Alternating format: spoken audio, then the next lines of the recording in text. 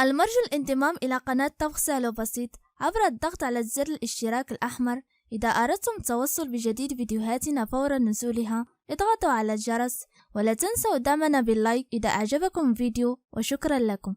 السلام عليكم، مرحبا بكم في قناتكم طبخ سهل وبسيط. اليوم إن شاء الله سوف أقدم لكم طريقة تحضير عصير منعش كالذي يقدم في الأعراس والمناسبات. نبدأ على بركة الله.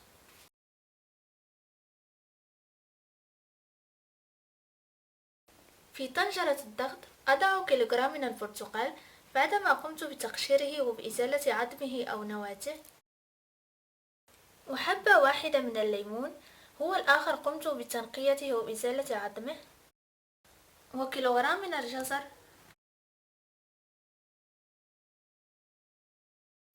ولتر ونصف من الماء.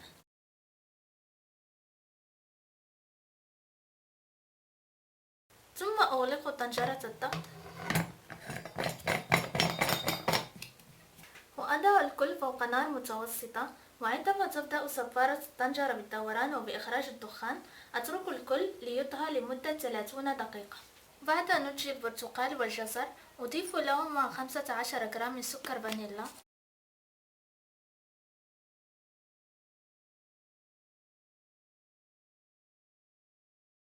وكيلوغرام من السكر،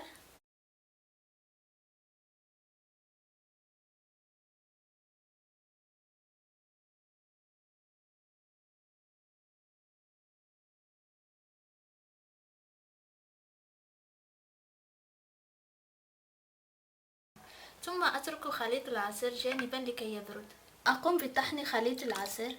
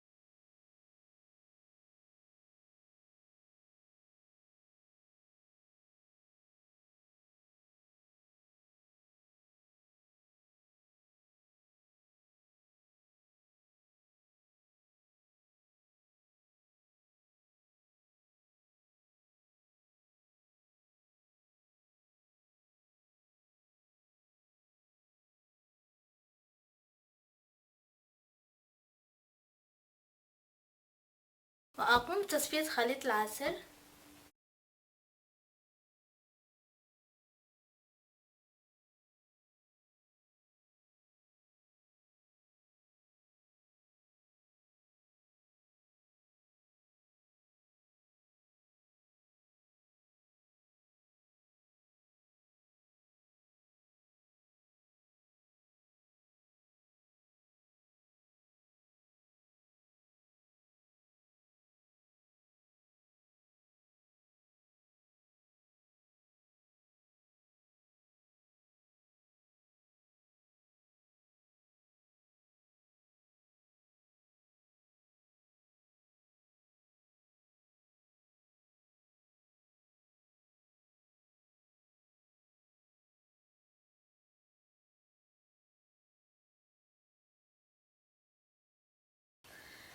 بعد تصفية خليط العصير أضيف له 5 لترات من الماء البارد،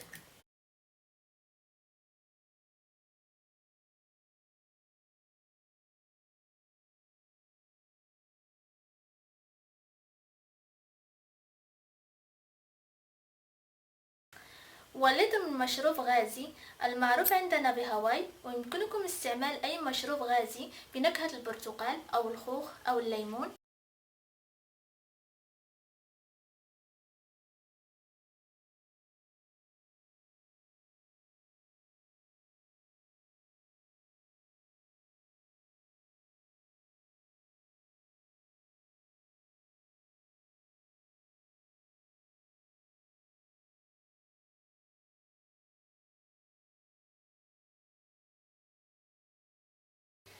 هذه هي كمية العصير التي حصلت عليها.